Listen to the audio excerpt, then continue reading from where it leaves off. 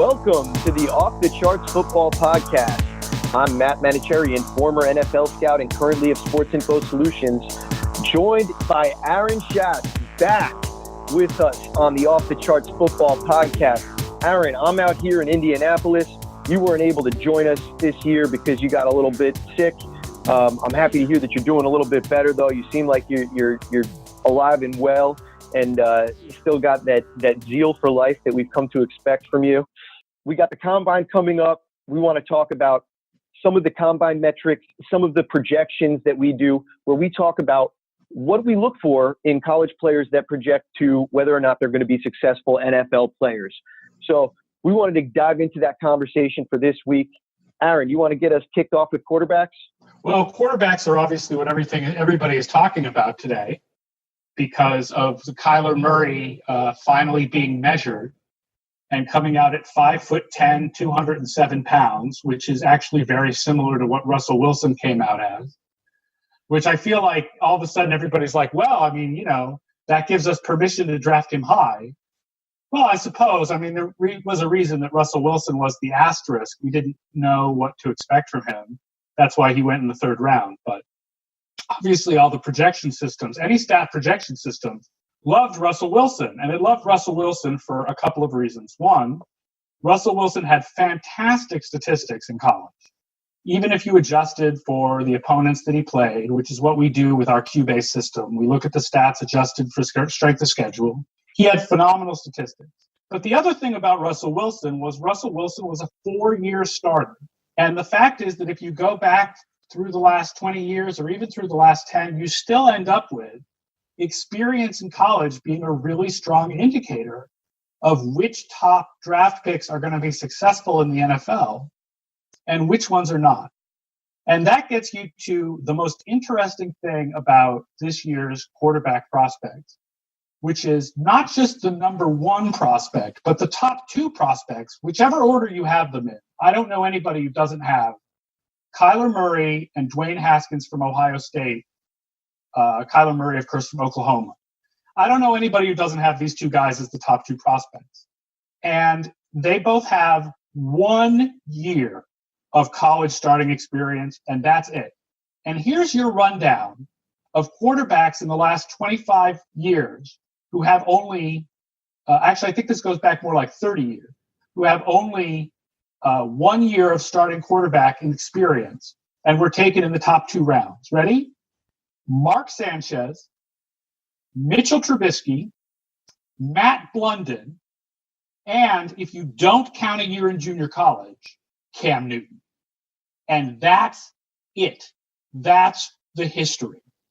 There's just no history for anything like this where the top 2 prospects have 1 year of film, 1 year of experience, and that's all. Even when Trubisky came out, he was the first quarterback taken, but he wasn't the slam dunk number 1 prospect. You had Mahomes and Watson to compare him to. This year, it's both of these guys. They're clearly the top 2 guys, and yet everything we've learned shows that taking a quarterback with even only 2 years of starting experience is a huge risk. Right. I think maybe we've entered the era, we're in one and done era in basketball, which I guess is kind of coming to an end. Maybe we're kind of entering the one and done era of quarterbacks where if you are draft eligible and you put 1 good year of quarterback play on film, then that might be the decision that we see more and more often. I mean, you don't get paid playing college football. It's only reasonable. I want to address a couple things. First of all, this year's guys, I'm with you. There's 2 guys that are separated from everybody else. The SIS Football Rookie Handbook, we have these 2 guys with starting level grades. And after that, it really gets into fringe backup type guys. I'm not as into the Drew Locks and the Daniel Joneses of the world. And whether it be the statistical breakdown or it be, the scouting report, I think they have things to be desired. One guy who's deeper in the draft who does have good statistics is Will Grier. I think Will Grier kind of stands out from some of these other quarterbacks in terms of in that kind of second tier zone in terms of the way he can throw the football and the way that he produced offense at West Virginia. But Kyler Murray West Virginia, you have to ask yourself, once we adjust for opponents, what comes out? Right. Absolutely. And I mean, same question you're asking with Kyler Murray. But I mean, at the end of the day, the magnitude by which Kyler Murray was the top quarterback in almost all of our statistics this year. I mean, when we look at expected points added for the quarterbacks, Dwayne Haskins, number 3 at 137, Will Grier, number 2 at 140. Kyler Murray created 237 expected points added this year. We only had 3 guys above 100 to begin with, and he's at 237. And, no matter what kind of adjustments you do for the quality of competition, I mean, 11.6 yards per attempt is kind of outrageous, what this guy has done. Oh, and by the way, he's also going to be one of the 3 best rushing quarterbacks in the NFL. Right. And I guess for me, that's the scary thing, actually, is with somebody as maybe frail as he is, being running around all that much, can he be Russell Wilson, or is he limited to sort of like a Pat White thing, where it could be a short run and we could see injury derail this thing? I don't think it's a Pat White thing. It's more of, I think the worry is more Robert Griffin. Pat White was never going to be an NFL quarterback, but Robert Griffin screwing up his knee in his first year, that's the worry. Well, I think you're assuming something about a player that we haven't seen play that much college football when we say that. I don't know. I think that's a fair comparison that you're saying there, but Robert Griffin was obviously talented enough as a quarterback, and he showed that his rookie year. He was just derailed by injury. I think Kyler Murray is somewhere in between. I'm not sure. I do think that the Russell Wilson is his upside, really. A Russell Wilson who's a better runner. Right. That's fair. So some of the statistics that we're starting to look at, and we've included these in the rookie handbook, are how these quarterbacks perform against man coverage and zone coverage. Sometimes you'll hear football people talk about man coverage being more the receiver's responsibility to win, zone coverage being on the quarterback to win. So I really do enjoy looking at quarterback zone coverage numbers, how they perform in those situations. That's always important to me. Understanding how often guys are scrambling is an important thing there. And then we're always going back to the under pressure versus not under pressure. Do you want what's repeatable, the not under pressure stats, and see how those project forward? Or are you looking at the under pressure to see how these guys are going to perform when things break down? I think both have to be important the way that we're looking at things. Yeah, I think once we have more years of charting stats, we'll be able to tell. I mean, we know that in the NFL that statistics with clean pocket are much more consistent from year to year than pressure performance. But on the other hand, having stats on pressure performance is really important because there's no pressure performance combine drill, Yeah, and also, I'm here at the combine, but I'm not particularly excited about watching any of the drills or anything like that. Both my scouting and analytics sides are uninterested in that, and the analytics side of me just says, give me the numbers when everybody's done, and we'll work with that. But I mean, who cares if Kyler Murray's 5'9" and 7/8 or 5'10" and 1/8? We do find, by the way, you said no pressure versus under pressure. We've been recording college pressures for 3 years now, and we do find that the under pressure stats you see more volatility than the no pressure stats. And I think that really is intuitive. When you eliminate a variable from the equation, you see something that's more correlative year over year. But like you were saying, if a guy consistently has issues under pressure, that can become something that's problematic. And I will say also about the combine, I mean, none of the combine drills have ever shown any importance in any of the quarterback projection systems that we've done, going all the way back to when it was the Lewin career forecast to what we do now with Cubase. I really feel like it's just not, there are positions, we'll get to positions where you learn things from some of the combine drills, but for quarterbacks, it really is, like we say a lot about the combine. The most important things at the combine are the things you don't see on TV, the medicals and the interviews with teams. And I think for quarterbacks in particular, that's the case. Absolutely. I couldn't agree with you more. Just for what it's worth, Dwayne Haskins, the pressure versus no pressure splits are a little bit scary. No pressure, 135 IQR this year, whereas look at the under pressure numbers, drops down to 84. So you see a big split there for him. Less so of a split you see when you look at Kyler Murray's numbers. He was just so ridiculous across the board, up at 148 with no pressure and 114 under pressure. So either way, he's record setting.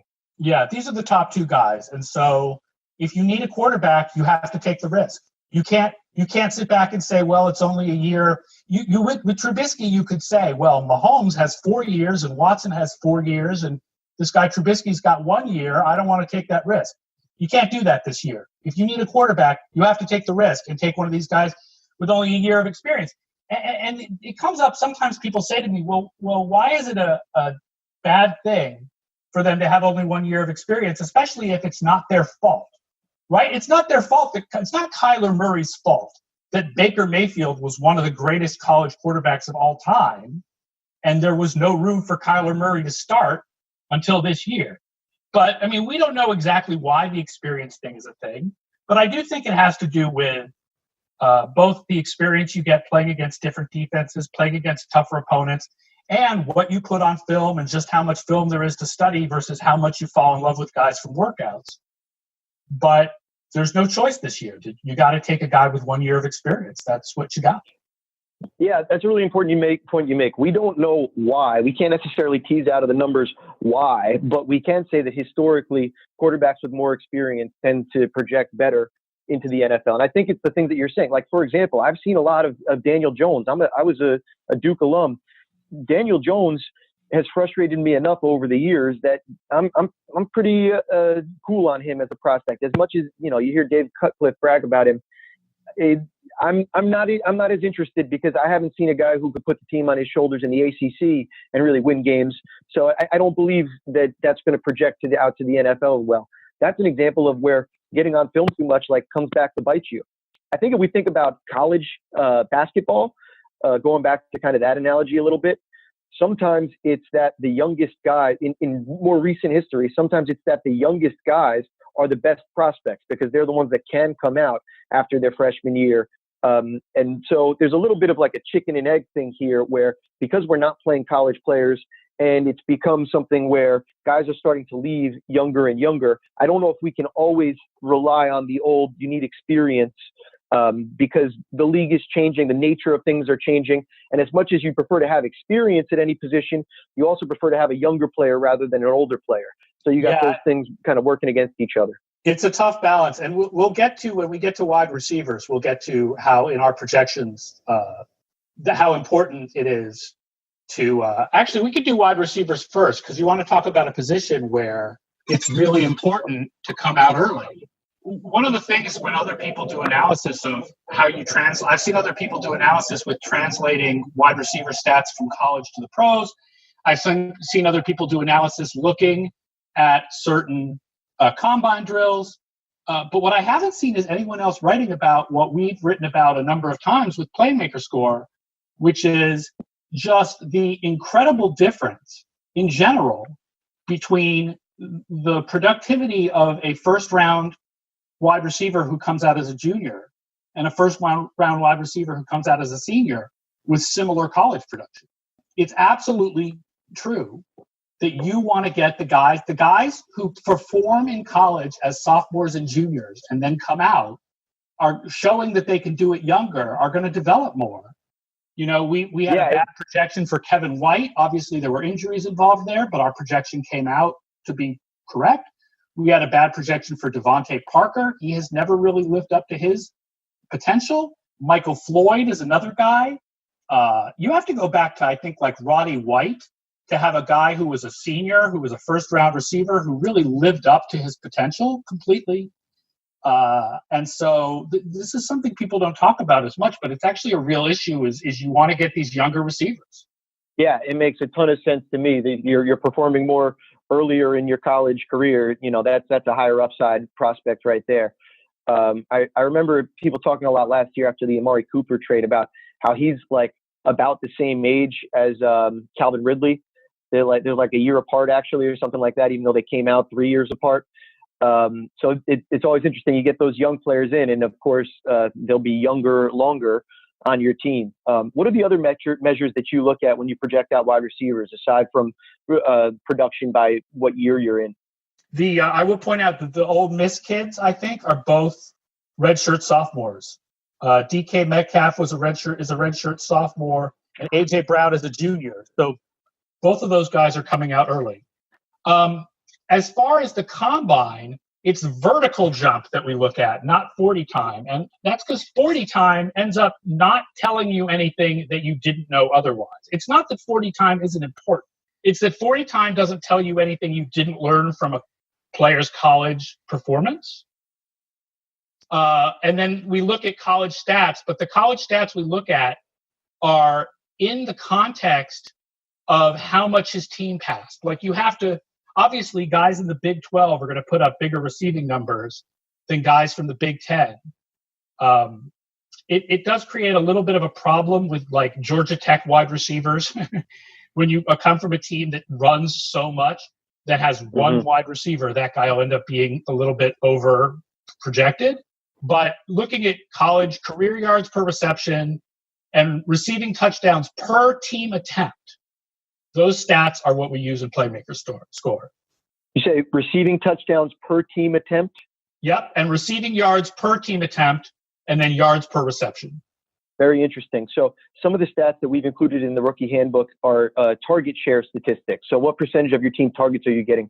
And that's based directly on the research that you guys have done over the years on projecting those guys out. We've looked at, we put target share in the book, but we also look at what your yardage share is on your team and what your touchdown share is on your team. We find that these are more predictive than a lot of things that you might intuitively think are predictive. Yeah, that measures like the same kind of thing as yards per team attempt. It's basically measuring share. So that makes sense. Interesting you talk about those statistics. One that I would like to highlight that we invented this year, we call it the unique routes. And it's the number of routes. We chart over 35 different routes, in our SIS route tree. And the unique route stat is how many routes you run at least 5 times. So if you ran 5 go routes throughout the course of the season, that would be one unique route. If you ran 5 curl routes, et cetera, et cetera. And what we find is that there are some of these guys that have 3, 4 unique routes, and some guys with 8, 9 unique routes on their route tree. And it really helps distinguish in terms of not better or worse, but different, that this guy has more of a diverse route tree. This is what he was doing in college to win versus maybe just being more of a straight line guy, maybe being more of that Georgia Tech type receiver. I'm really interested to see, once we've got 5 or 6 years of that, and once we've seen guys in the NFL come from that, what that says. I do agree with you. Sometimes I feel like people who want statistical analysis in football want lots of rankings and who's better rather than who's different. But sometimes the most worthwhile stats measure who's different, not who's better. Yeah, and we're at that point where we need to differentiate between players. We've got some great holy grail stats like DVOA and DYAR, and the value of these stats is obvious. Total points, throw it into that category. But then once we have our kind of over-the-top overarching metric that we slice and dice different ways, it's also really nice to be able to learn about how people are being used differently. So the basketball analogy I would use is, Dean Oliver figured out a while ago that we didn't want to just look at how many points per game somebody scored, how many points per game and what was their usage, what percent of their team's offense did they account for. And then if you tell me Michael Jordan's usage rate was 25%, that means very little in a vacuum. But when I look at that in the context of his team and Scottie Pippen and Dennis Rodman, you can start to see how adding and subtracting players, and we can understand teammate effects, and we can really get into the nitty gritty of what makes these sports so beautiful. So I'm a big A.J. Brown fan, guy you mentioned before, and a big part of the reason for that is I'm a production sucker, and especially these young guys that get production. I'm a bigger fan of him than the DK Metcalf kind of popcorn muscles that we've seen on Instagram. I definitely see what there is to like about DK Metcalf. I don't think he'll ever be higher than he is this week in terms of people getting to see him in his shorts and running the ridiculous he lives speed. for the combine, seriously. This is a combine guy, but those have never been the guys. When I look at two teammates and I see such a vast difference in production, that gets me excited about what A.J. Brown can accomplish very quickly on the next level. Absolutely. Let's move on. Let's do running backs. That's the other position we want to talk about as a skill position that we've done a projection system for. Unfortunately, we don't have a good one for tight ends yet. It's something I'd like to work on. But obviously, people know about Speed Score, which Bill Barnwell created, I think, a decade ago, which is looking at the prospect's 40-yard dash in terms of his weight, and that's got value. We expanded upon that now with Backcast, but Backcast looks at college performance rather than other combine drills. Now, I've seen people write elsewhere about the importance of the 3-cone drill, and when we tried to create Backcast, Nathan Forster tried to get the 3-cone drill in there, and he just couldn't find it to have statistical significance. We do look at then college performance for yards per run attempt. We look at how often the team used a player in college compared to his teammates, and we look at receiving yards, because you're talking about the difference between players and that it's not just about ranking who's the best and who's the worst. For Backcast, we also kick out something called Receiving Index, which tells you who's more of a ground and pound back, who's more of a third down back, and who's more of a mixture between the two and all-around back. Now, the interesting thing, of course, is that the measurement of how often a team uses a running back and the idea that teams will use their running backs in a logical fashion, that they'll use the better back did lead to it trusts coaches perhaps a little too much. It led to Backcast's biggest mistake, which was Alvin Kamara. Can we? It should have a name that, like a Seward's Folly. We should have something for the Backcast missed on Alvin Kamara. The coach's folly, I guess, is what we'll call it. Butch Jones had a more unique name. We could calling it Butch's Folly, I guess. There's something intriguing about that. There's something that I like about that. We could keep working on it, though. Maybe somebody will tweet in at one of us or at SportsInfoSIS and let us know what they think in terms of the right name to use there. I will say what comes up a lot similarly is when you have two running backs at a school who are both highly drafted, the argument is, well, neither of them had a high percentage of the carries from that team because there was the other guy they had to share with. But the history of those duos is actually not that good. Felix Jones and Darren McFadden, I think, both underperformed their draft position. I think that in the long run, Ronnie Brown and Cadillac Williams did not live up to their draft position. Certainly overdrafted. Yeah, so I think actually that it turns out that when you have the two running backs who are both highly regarded, they may have taken away from each other. It may not be that they're actually of equal value. Some of the other stats that we look at for running backs that have been included in the book that I think are really interesting: yards per carry after contact, so yak per carry. We look at broken tackles per 100 touches. Love that one. We also chart every time you run a route. So how many times do you run a route, and what's your yards per route run? Give you some context for what type of receiver somebody was. Blown block rate. Running backs are in pass protection too. Blown block rate for running backs is a thing. And then, of course, being able to split out how people perform in zone and gap schemes. We look at the zone schemes as being something that's more prevalent in the NFL. You see a higher percentage of zone runs in the NFL relative to college, where it's more gap oriented, or it's actually more of an even 50-50 split. But as we see more and more zone, and that's become a valuable commodity in the NFL, the ability to do that because of the way it works with your play action and different things, setting up your protections, looking at how people perform in both those contexts, I think is really important. The last things that I think are really cool: how often do you split out wide? So somebody like Josh Jacobs, for example, split out wide about 11% of the time this year. I don't know if people realize that about him. And then what did you face? Because we got all these statistics about how many yards you got and stuff like that, but heavy box percent. How often did you face a heavy box when you were running the ball? Another really interesting stat that we kind of added to our arsenal there. Yeah, two things that I'm really looking forward to having enough years to throw into a projection system. One is the box rate. The other is broken tackles. I know one of the guys that Backcast got wrong was Kareem Hunt. And Kareem Hunt led, I think, all of college football in broken tackles the first year that you guys ever measured it. We talk a lot recently. There's been lots of discussions on Twitter about just how valuable are running backs. And what is it that running backs do that does differentiate the good ones from the bad ones, right? It turns out speed-wise, if they're going through open hole, anybody can go through an open hole. But what really differentiates guys is broken tackles.